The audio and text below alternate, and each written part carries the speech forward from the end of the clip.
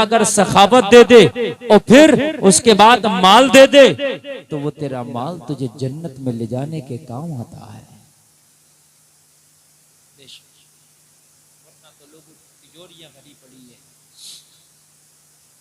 मकान पे मकान बना रहा, प्लाट पे प्लाट खरीद रहा है, कपड़े पे कपड़े बना रहा, जूते पे जूते बना रहा, मोबाइल पे मोबाइल चेंज कर रहा है, लेकिन दीवार के पास का पड़ोसी फाके से सो रहा, ईद को उसके बच्चों को नया कपड़ा भी नहीं है। क्या समझते हो? तुम्हारी ये अमीरी तुम्हारा ये सर ऊंचा कर देगी, खुदा की कसम तुम्हें ले डूबेगी, ले डूबेगी। अगर अल्लाह ने दौलत दी है जलसे में आने वालों तो जरूरतमंद तक वो दौलत जरूर पहुंचा दो। अगर 100 रुपए तूने कमाए तो 100 रुपए पे तेरा हिस्सा नहीं होता, 20 रुपए अल्लाह की राह में खर्च कर दे, 80 अपने बच्चों के लिए रोक ले। लेकिन अगर आदमी ने 100 रुपए कमाए तो सोचता है 100 तो ये है ही, 5 रुपए और कहीं से और आ जाए, 105 रुपए दबा के एक तरफ रख दो, वो रहेंगे नहीं। फिर अल्लाह कोई ऐसी मुसीबत डालेगा कि वो 100 के 100 गायब हो जाएंगे। मैं तुझे बता दूं, सखावत के किस्से ईमान का वाक़या है। अल्लाह की कसम, अशश का रूप सल्तनत मुगलिया का एक बादशाह है जिसका नाम औरंगजेब है। 50 साल तक हुकूमत की। कितने साल तक? उसका जो पीरियड रहा 50 साल।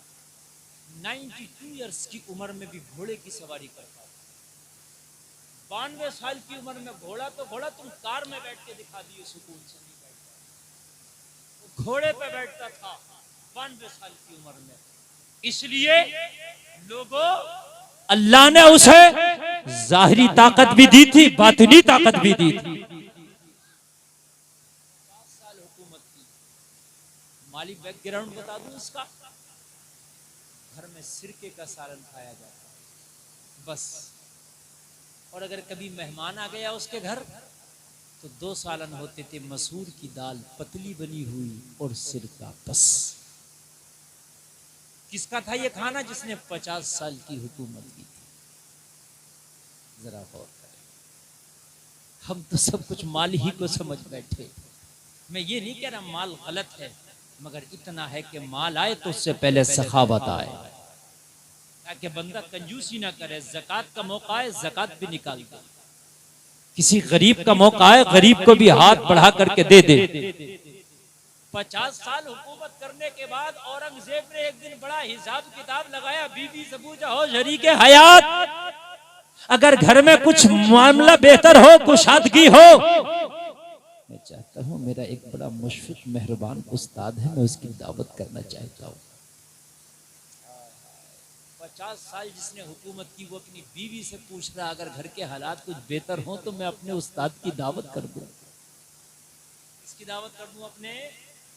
हमारे पास तो पैसे भी आते हैं तो सोचते हैं मंत्री साहब की दावत हो जाए, संतरी साहब की दावत हो जाए, नेताजी की दावत हो जाए, पदाधिकारी की दावत हो जाए। मौलवियों को, गरीबों को कौन पूछता है? अगर अल्लाह तुझे दे ना तो सबसे पहले मस्जिद के इमाम की दावत कर, उससे दुआ का नजराना दे, वो दुआ करेगा, खुदा की कसम तेरी दौलत में अल्लाह बरकत करेगा। हमारे यहाँ तो होता क्या है कि जब 4 पैसे आए तो भाई उनकी दावत करेंगे, इनकी दावत करेंगे। हमारे इलाके में तो एक नेता इलेक्शन लड़ा तो उसे पैसों से तोड़ लेते, पैसों से तोड़ लेते। किसी मस्जिद के इमाम को भी तोड़ा तुमने पैसे से। पैसा तो दूर की बात, उस गरीब की धड़ी देने तैयार नहीं। पैसा तो दूर की बात है, उसकी जो धड़ी है वो तक देने तैयार नहीं। अभी लॉकडाउन लगा था, लॉकडाउन अभी लगा था, कितनी जगह ऐसा हुआ कि इमामों की तनख्वाहें ना दी। कई जगह तो मुझे बुलाया इमामों ने, हजरत बताइए ये तनख्वाह नहीं दे रहे। मैंने पूछा, सदर साहब, मुतवल्ली साहब, सेक्रेटरी साहब क्यों नहीं दे रहे? कह रहे हजरत लोग ये कह रहे जब नमाज ही ना पढ़ी तो तनख्वाह किस बात?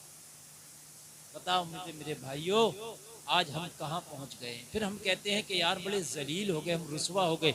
जिस कौम ने अपने इमाम की खिदमत न की, उसकी इज्जत न की, उस कौम की इज्जत कौन करेगा?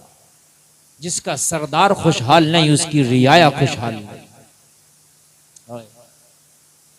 बीवी से कहा अगर कुछ हालात बेहतर हो तो मैं अपने उस्ताद मुल्ला अहमद जीवन की दावत करना चाहता हूं। बीवी ने कहा कर दो, इतने हालात हो जाएंगे कि मैं उनकी दावत निभा ले जाऊंगी। सुभान अल्लाह, सुभान अल्लाह, जरा बोलो जरा जोर से सुभान अल्लाह, सुभान अल्लाह, सुभान अल्लाह। खत लिखा मुल्ला अहमद जीवन को, अमेठी के रहने वाले मुल्ला अहमद जीवन को खत लिखा, हुजूर मेरे घर पर दावत के लिए तशरीफ ले आए, दिल्ली आ जाएं। मुल्ला अहमद जीवन को खत मिला औरंगजेब का, कितना बड़ा बादशाह जिसकी चाइना तक हुकूमत थी, समझे? बर्मा भी इसी में आता था, ये छोटे मोटे मुल्क पाकिस्तान बांग्लादेश सब इसी में आता था। पूरे गैर मुनकसिम भारत पर हुकूमत थी। मेरे भाई जरा तवज्जो करना, मुल्ला अहमद जीवन ने खत पढ़ा, जवाब लिख दिया अभी नहीं आऊंगे, टाइम नहीं है। अभी नहीं आएंगे, टाइम नहीं है। औरंगजेब इंतजार करो, तातीले कला में आएंगे। तातीले कला रमजान शरीफ में होती है, ये शाबान में मदरसों की छुट्टी हो जाती है और रमजान के 10-15 दिन बाद तक रहती हैं। यही महीना, इसी महीने में शाबान में आएंगे। जब मदरसे की छुट्टी हो जाएगी, तातीले कला हो जाएगी, तो औरंगजेब मैं आऊंगा, मैं हाजिर होऊंगा। अल्लाह अल्लाह, जरा गौर करो, हिंदुस्तान का शहंशाह अब शाबान का इंतजार कर रहा, कब शाबान आएगा, कब मेरे घर में मेरा उस्ताद मेहमान आएगा। बाबा सुभान अल्लाह, सुभान अल्लाह। कब शाबान आएगा, कब मेरा मेहमान आएगा। जरा गौर करें, कब शाबान कब मेहमान। इधर तातीले कला हुई, छुट्टी हो गई मदरसों की। मुल्ला अहमद जीवन छुट्टी लेने के बाद में अब चल दिए दिल्ली, सफर करके दिल्ली पहुंचे। बादशाह औरंगजेब के मेहमान बने हैं। लोगों जरा गौर करो, जब मेहमान बने, खाने की नौबत आई, दस्तरखान लगा हुआ है। जिसकी दावत के लिए बादशाह ने महीनों इंतजार किया था, जिसकी दावत के लिए बादशाह ने बड़ी बेसब्री से इंतजार किया था, आज वो मेहमान आया है। अगर तुम्हारे घर पे इतना बड़ा मेहमान आ जाए तो पता नहीं तुम बाजार और मार्केट की कोई चीज छोड़ोगे नहीं जो ला करके रख नहीं दोगे। मुल्ला अहमद जीवन जब बादशाह के दस्तरखान पर बैठा है, खाने के लिए सिरका है और मसूर की दाल का पानी है, बस इसके अलावा और कुछ नहीं। खाया, ये भी नहीं कहा ये क्या है, खाया, अल्लाह का शुक्र अदा किया, खाने से फारिग हो गए। अपने शागिर्द को बहुत सारी दुआएं दी। सुभान अल्लाह, क्या की, बहुत सारी दुआएं दी। जोर से बोलो, बहुत सारी दुआएं दी। उस्ताद का मर्तबा बाप से भी बढ़कर होता है। ये बात मानेंगे नहीं मानेंगे? बाप से बढ़कर उस्ताद का मर्तबा, इसलिए कि बाप ने बेटे को पाला, पत्थर बनाया, उस्ताद ने तराश के इसे हीरा बनाया। बाबा सुभान अल्लाह, सुभान अल्लाह। बहुत बड़ा मर्तबा। उस्ताद ने खा के दुआएं दी। आज तुम्हारे घर में कोई रिश्ता करने के लिए आ जाए, जरा सा खाने में कमी करके देखियो, फटाक से फोन पे मना कर देगा। खानों पर रिश्ते छोड़ देते, नाश्ता कमजोर हो तो रिश्ते छोड़ दिए जाते हैं, जबकि रिश्ता खाने और नाश्ते से ताल्लुक नहीं रखता है। मेरे भाई, अगर किसी वजह से खाने में कुछ कमी आ गई है, किसी वजह से नाश्ते में कुछ कमी आ गई है, तो खुदा की कसम तूने उसकी बच्ची को फेल ना किया होता, तूने उसकी बच्ची को रिजेक्ट ना किया होता। तू तो पेट का पुजारी निकला रे, तू तो जबान का पुजारी निकला रे। जरा सी कमी क्या आ गई, तूने इतना बड़ा रिश्ता ठुकरा दिया। हाय, तू जानता क्या है, रिश्ते खानों के ऊपर नहीं होते हैं, रिश्ते नाश्तों के ऊपर नहीं होते हैं, रिश्ते तो किरदारों के ऊपर होते हैं। अगर किरदार अच्छा है, अगर अमल अच्छा है, तो खुदा की कसम नाश्ते ना देख, खाने ना देख। अगर अल्लाह चाहेगा तो तेरी जिंदगी में अच्छे खाने भी लिख देगा, अच्छे नाश्ते भी लिख देगा।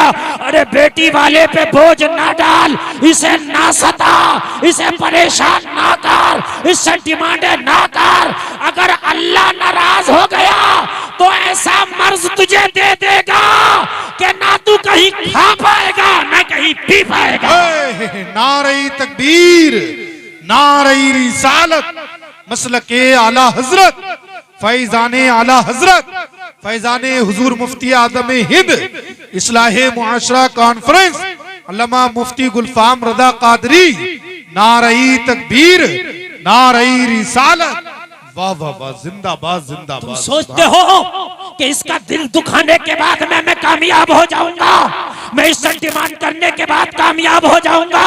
और जलसे में आने वालों, अल्लाह से दुआ किया करो, या अल्लाह तूने जो चीजें हलाल रखी हैं कभी मुझसे उन्हें उठाना मत। या अल्लाह जो हलाल है वो मेरे लिए हलाल ही रखना। कोई ऐसा मर्ज ना दे देना कि सामने तेरी नेमत रखी हो मगर परहेज की वजह से मैं खा ना पाऊं। क्या बात है, वाह वाह वाह, ऐसा ना करना मेरे शक मौला। बेशक हक फरमाया। कितनी बार ऐसा होता है कि सामने नेमतें रखी हैं मगर खा नहीं सकता। उस लड़की वाले को तू क्या सताता है रे? अगर अल्लाह की रहमत तुझसे रूठ गई ना, खुदा की कसम ढेर लगे होंगे रिस्क के, ढेर लगे होंगे उसकी नेमतों के, मगर तू खा नहीं सकता। ये अल्लाह की लानत होगी तेरे ऊपर। इसलिए कभी किसी का दिल ना दुखाना। अगर आज लड़की वाले के घर ना मिला तो क्या हुआ, अल्लाह तुझे सेहत दे, कहीं और मिल जाएगा। जहां चाहेगा वहां खा लेगा, कहीं और खा लेगा। अगर उसने वो तुझसे नेमत छीन ली तो क्या करेगा? बता मुझे क्या करेगा? कितनी बार ऐसा होता है, डॉक्टर मना कर देता है ये ना खाना वो ना खाना। मेरे भाई उस रब से माफी मांगो, ए मेरे मौला अपनी रहमतों को तू हमसे दूर ना करना, अपनी नेमतों को हमसे दूर ना करना। अरे अगर उसने तुम्हें सेहत दी है तो जौ की रोटी खा के जिंदगी गुजार लोगे। अगर सेहत दी है तो खुदा की कसम सूख के टुकड़ों में तुम्हें ग़िज़ा में जो है मजा आ जाएगा। अगर अल्लाह ने सेहत दी है तो अगर तू नंगी जमीन पर सो गया तो तुझे जो नींद में राहत आएगी ना, वो उस बीमार को उन गद्दों पे राहत नहीं आएगी जो हॉस्पिटल के गद्दों पे जिसकी एक रात की कीमत 5,000 है। हॉस्पिटल के एक बेड की कीमत 5,000 है एक रात की, मगर वहां भी वो कराहता है, उसे सुकून नहीं मिलता। जो एक मजदूर आके नंगी जमीन पर सुकून महसूस करता है। मेरे भाई अल्लाह से दुआ करो मेरे मौला हमसे किसी का दिल ना दुखे, तू हमें सेहत से नवाज देना। अगर उसने सेहत से तुम्हें नवाज दिया तो यही सबसे बड़ी नेमत है, यही सबसे बड़ी दौलत है। मुल्ला जीवन ने हाथ उठाए, मौला मेरे शागिर्द को नवाज देना, मौला इसकी इज्जतों में 4 चांद लगा देना, मौला औरंगजेब का सर कभी झुकने ना देना। उस्ताद दुआ कर रहा है, अल्लाह ने ऐसा सर बुलंद किया कि जहां औरंगजेब चला जाता है मैदान अपने नाम कर लेता है। वाह, जिंदाबाद जिंदाबाद, सुभान अल्लाह सुभान। मैदान अपने नाम कर लेता है। ये औरंगजेब वो है। मुल्ला अहमद जीवन जब चलने लगे नजराना दिया बादशाह ने अपने उस्ताद, पता क्या दिया नजराने में? एक चवन्नी लिफाफे में रख के पेश कर दी। कितना? जो आज चलती भी नहीं। हमारे बच्चे हैं छोटे छोटे, शादी जानते भी ना हो चवन्नी क्या चीज, इसलिए कि आज चवन्नी का कुछ मिलता ही नहीं। दुकान पे लेके बच्चे चवन्नी चले जाएं तो बच्चे को वापस भेज दें, जब बेटा भी ये नहीं चलती, वो चवन्नी दे दी और लिफाफे में रखी। जरा गौर करना, घर आके देखा चवन्नी है, क्या करें इसका, क्या करें? एक बिनौरा खरीदा, रुई का बीज, जो कपास में बीज निकलता ना बिनौरा, वो खरीद लिया और खरीदने के बाद में उसे जमीन में गाड़ दिया। अल्लाह ने उसमें इतनी बरकत की कि अच्छी खासे उससे पौधे हो आए। वो इतनी बाबरकत चवन्नी थी, फिर जो उससे बीज बना उससे फिर काश्त की, फिर काश्त की, फिर काश्त की, फिर काश्त की। औरंगजेब इधर दक्षिण भारत में मसरूफ हो गया जंगों में, 14 साल तक मराठों से और दूसरे लोगों से जंग लड़ता रहा औरंगजेब। 14 साल तक दिल्ली ना आया, 14 साल तक दिल्ली ना आया, जंग में मसरूफ रहा औरंगजेब। और जंग कैसी लड़ती रहा, एक सामने से इधर जो है दुश्मनों की फौज, इधर से औरंगजेब की फौज है। लोगों जरा गौर करो, दोनों तरफ से आमने सामने की फौज, मैदान जंग के लिए सजा है। बस जंग की तैयारी थी, जोहर का वक्त हो गया। जंग की तैयारी थी, जोहर का वक्त हो गया। ऑपरेटर साहब जरा थोड़ी सी आवाज बढ़ाओ। थोड़ी सी आवाज और थोड़ी गूंज बढ़ा दो जरा, थोड़ी गूंज। जोहर का वक्त हो गया, आज हम हैं दोस्तों में बैठे हैं तो नमाज का टाइम नहीं। मैंने क्या कहा, वही नमाज नहीं पढ़ता जिससे अल्लाह नाराज होता है। जिससे अल्लाह राजी होता है वो तो जंग के मैदान में भी नमाज पढ़ता है। इधर से जंग की तैयारी, उधर से जंग की तैयारी, जोहर का वक्त। औरंगजेब ने कहा अपने मुअज्जिन से अजान पढ़। कहा हुजूर अजान, सामने दुश्मन की फौज है। हुजूर अजान, सामने दुश्मन की फौज है। औरंगजेब ने कहा हम तो जंग भी उसी के लिए लड़ते हैं, नमाज भी उसी के लिए पढ़ते हैं। यहाँ तो सब कुछ उसी के लिए है, यहाँ तो सब कुछ उसी के लिए है, अपने लिए तो कुछ है ही नहीं। तू अजान पढ़ना टेंशन क्या लेता है। अगर औरंगजेब की मौत आई है तो कोई बचा नहीं सकता, और औरंगजेब की मौत नहीं आई है तो कोई मार नहीं सकता। ये मेरा ईमान है। मुअज्जिन को हुक्म दिया, शुरू हो गया। अल्लाहु अकबर,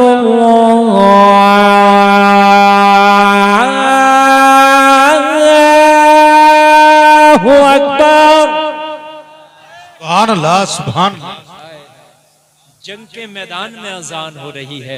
ओ मुसलमानों, तुम कहाँ हो? तुम मोबाइल में हो तो अजान का तुम्हें पता नहीं लगता, तुम दोस्तों की महफिल में हो तो तुम्हें अजान का पता नहीं लगता, तुम अपने काम में हो तो तुम्हें नमाज का पता नहीं है, तुम चौराहों पर खड़े हो तुम्हें नमाज का पता नहीं है, तुम खेतों में हो तुम्हें नमाज का पता नहीं है। अरे रब नाराज कर बैठे हो अपने रब को। अगर रब नाराजी होता तो खुदा की कसम तेरा हाल ना ये होता। अल्लाह की कसम, अजान हुआ करे, सारे काम छोड़ दिया करो। मोबाइल खुला है तो बंद कर दो, दुकान खुला है तो बंद कर दो, काम खुला है तो बंद कर दो, दोस्तों की महफिल है छोड़ दो, सारी दुनिया को छोड़ के अजान का जवाब दो। और अजान का जवाब देने के बाद मस्जिद की तरफ रवाना हो जाओ नमाज के लिए। अपने मौला को राजी कर ले। जिस दिन तेरा मौला राजी हो गया तुझसे सारा जमाना राजी हो जाएगा। वाह वाह वाह, जिंदाबाद। नारे तकबीर, नारे रिसालत, सलके आला हजरत, फैजाने आला हजरत, फैजाने सरकारी ताजुश शरिया इस्लाहे मुआशरा कॉन्फ्रेंस अल्लामा मुफ्ती गुलफाम रदा कादरी, नारे तकबीर। मुअज्जिन सुना रहा, अल्लाहु अकबर,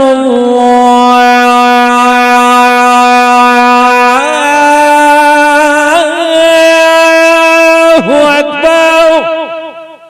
जोर से बोलो। अब भी डर है क्या? अरे सुनो, नमाज वो चीज है जो ईमान और कुफ्र में फर्क कर देती है। दो फौजें थी जो नमाज की तैयारी कर रही थी। जमाना कह रहा था ये ईमान वालों, मारना और जिलाना खुदा का काम है। मस्जिद में दिल नहीं लगता, मजा नहीं आता, मस्जिद में जाने को मन नहीं करता।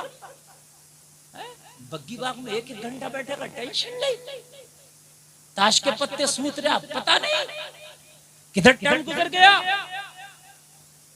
3 घंटे की फिल्म एक पैर पर खड़े होकर देख लिया, कुछ पता ही नहीं चला। इमाम ने अगर जरा सी किरात लंबी कर दी तो नमाज पढ़ के कहता, हजरत जरा कमजोरों का भी ख्याल कर लिया होता। सारी कमजोरी इसी 2 रकात में आ गई तेरी। मुझे बता, इसी 2 रकात में सारी कमजोरी आ गई तेरी है? अगर अत्तहियात में बैठ जाए कायदे अखीरा में, और कायदे अखीरे में थोड़ी देर हो जाए तो पूरी मस्जिद में से खांसी आने लगती है कि जने इमाम भूल गया क्या है? इमाम जने भूल गया क्या? और भाई तेरा ईमान कहाँ चला गया? तू बग्गी बाग में बैठा था, एक बग्गा बांधने के लिए बात बूढ़ा 1 घंटा लगा देता है। जब बग्गा बांध के छोड़ूंगा, बग्गा बांध के छोड़ूंगा, और तू बग्गा बांधने में 1 घंटा लगा देता है। अगर नमाज में 1 मिनट ज्यादा हो गया तेरी खांसी नहीं रुक रही, ईमान है कि नहीं है? अरे मस्जिद तो अल्लाह का घर है, रब की रहमत की बरसात है। जितना मजा मस्जिद में है इतना मजा और कहीं नहीं है। बेशक नारे तकबीर, नारे रिसालत, मसलके आला हजरत, फैजाने नमाज। सुभान अल्लाह, सुभान। इतना मजा नमाज में, इतना कहीं और नहीं होना चाहिए। तुझे क्यों दुनिया में मजा? मैं सही बता रहा हूँ, बाज आदमी बैठा बग्गी बाग में, एक बग्गे के पीछे घंटों लगा दिए, 5 अब बांध कितना बांधेगा? एक दिन मरने के बाद जब फरिश्ते तुझे बांधेंगे ना, तब पता चलेगा बग्गा कैसे बनता है। अब मेरे भाई, हंसने की बात नहीं, समझने की बात है। खुदा की कसम, ये तुम समझ लो, मैंने कोई चुटकुला नहीं छोड़ा, मैंने हकीकत बयान की है। चाहे लोग समझे ये मौलाना ने हंसी की बात कह दी, रब्बे काबा की कसम, बात हंसाने के लिए नहीं, समझाने के लिए बोला है। तुझे बग्गी बाग में इतना मजा क्यों?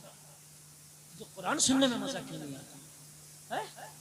तुझे कुरान में मजा क्यों नहीं आ रहा है? तुझे नमाज में मजा क्यों नहीं आ रहा?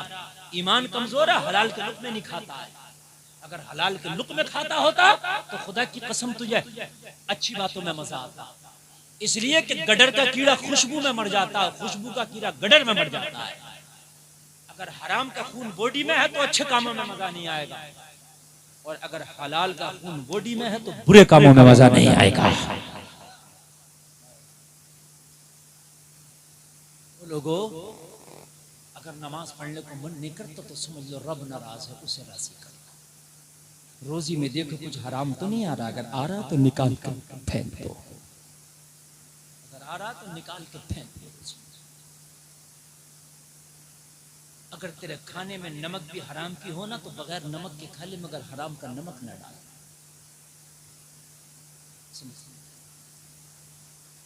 मेरे भाई, तुम्हारे धान कटे पड़े, तुम कूला बांधने गए, धान का कूला जानते हो? बांधते हैं। बराबर वाले का झड़ा पड़ा, उसका 2 कूला पराल का उठाया, अपना कूला बांधना शुरू कर दिया। क्यों? तू अपना सारा गल्ला और सारी चीज हराम कर रहा। इजाजत ली थी तूने उससे? कह रहा मौलाना 2 कूले उठाने में क्या हो गया? और 2 कूले तो बड़ी बात है रे, एक तिनके में भी कुछ हो जाता है। हिसाब तो तिनके का भी है, ये इस्लाम है यार। यहाँ दूध का दूध, पानी का पानी होता है। यहाँ दूध का दूध, पानी का पानी होता है। मैदान में अजान हो गई, औरंगजेब ने नमाज की तैयारी कर ली। औरंगजेब ने नमाज की तैयारी की। औरंगजेब के 3 इमाम थे। कितने? एक फर्स्ट इमाम जो फर्स्ट होता है, दूसरा नायब इमाम जिसे सेकंड बोलते हैं, और औरंगजेब ने एहतियात के तौर पर 3rd इमाम भी रखा था। 3 इमाम, 2 तो आपने देखे होंगे, एक फर्स्ट एक सेकंड यानी नायब इमाम, लेकिन औरंगजेब ने 3 रखे थे, क्योंकि जंग का मामला है। अगर एक इमाम को मार दिया गया तो नायब काम करेगा, नायब को भी मार दिया गया तो तीसरा काम करेगा। जंग कितना मामला, कितना एहतमाम था। हमारी तो कितनी मस्जिदें ऐसी हैं कि एक भी इमाम मुस्तकिल नहीं है। बहुत सी मस्जिदें गांव की ऐसी हैं कि एक इमाम भी नहीं है मुस्तकिल। कहे कि भाई ये बताइए कि जमात हो गई, तो क्या कहते हैं? कहते हैं हजरत जमात नहीं हुई है, क्योंकि होती नहीं है, इमाम साहब ही नहीं है, जो आता पढ़ लेता। तेरी मत मारी गई। जमात से नमाज पढ़ना वाजिब है।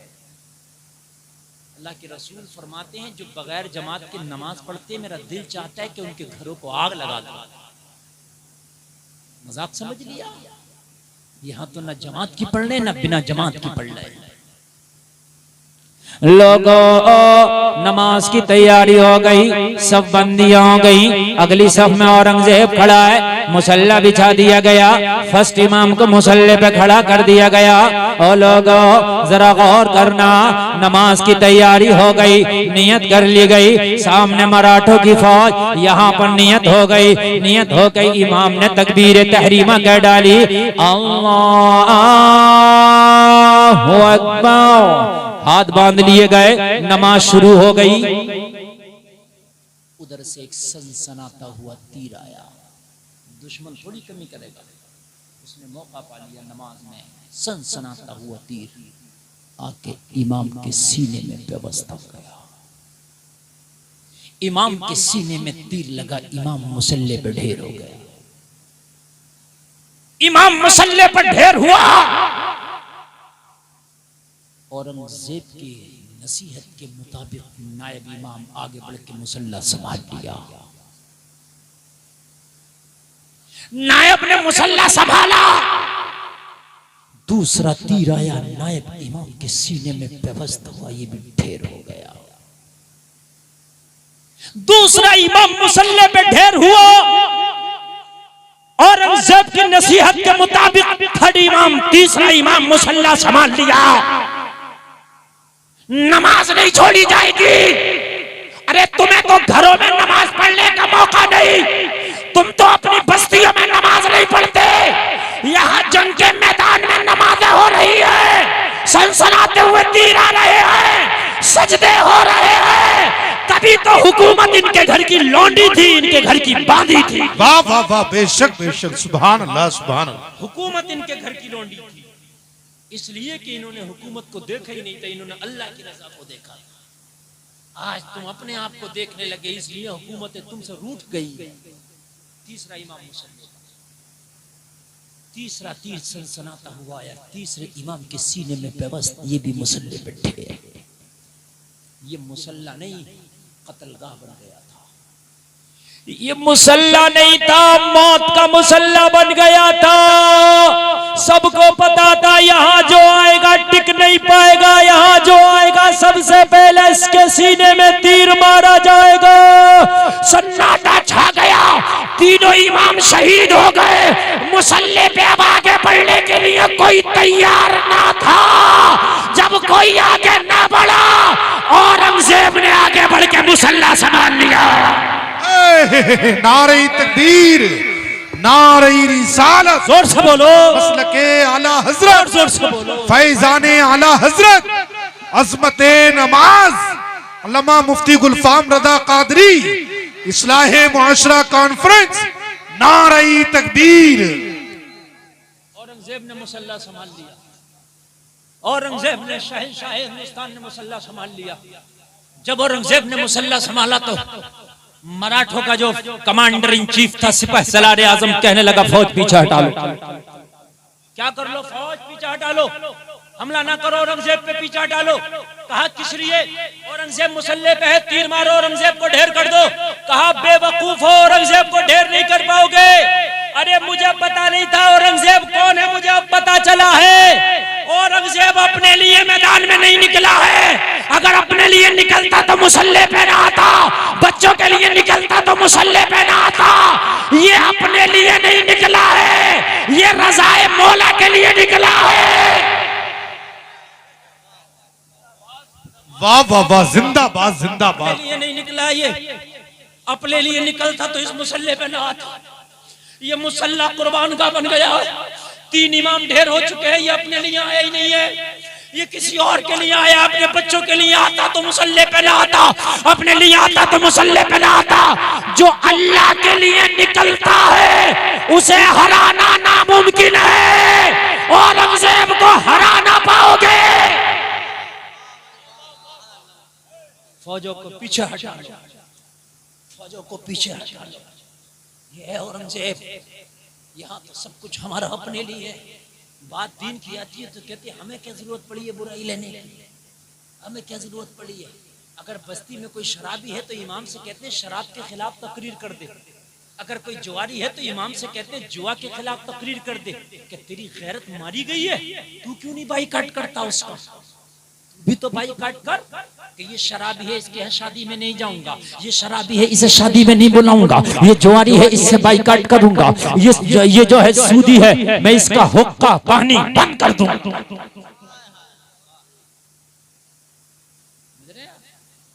इससे हुक्का पानी बंद कर नहीं करता तू। इमाम से तकरीरें कराता, तू उसके घर में जाके खाता, इमाम से बुराई लिवा रहा और तेरी दोस्तियां हैं। मेरे भाई कान खोल के सुन लो, जिम्मेदारी तुम्हारी भी है। अगर कोई बस्ती में शराबी है तो समझाओ, ना समझे तो बाइकआउट करो। अगर कोई जुआरी है, सट्टेबाज है, अगर कोई सूदी है, बाइकआउट करो। और नहीं करते तो फिर इमाम पे दबाव ना बनाओ। और इमाम ने अगर तकरीर कर दी, सूद के खिलाफ तो सूदिया खिलाफ हो गया इमाम के, मैं नमाज नहीं पढ़ूंगा, इसके पीछे इमाम अच्छा नहीं है। तो बस्ती के लोग कह रहे हैं हजरत आपको क्या जरूरत पड़ी थी सूद के खिलाफ बोलने की? गलती इमाम की हो गई बेचारे की। और मेरे भाई ईमान पुख्ता करो। अगर हक बात इमाम कह रहा है, कोई आलिम कह रहा है तो सपोर्ट पे आ जाओ। कहने लगा हम तेरे साथ हैं, तू बोल, तेरी सपोर्ट हम करेंगे। कम से कम इतना तो ईमान रख लो, जब मेरे नबी ने इस्लाम की इशाअत की, मेरे नबी ने तबलीग दीन की, मक्का के लोगों ने मुखालफत की, नबी के चचा अमीर हमजा आ गए, कहने लगे ओ मोहम्मद अरबी इस्लाम की तबलीग करो, अगर कोई बात होगी तो अमीर हमजा देख लेगा।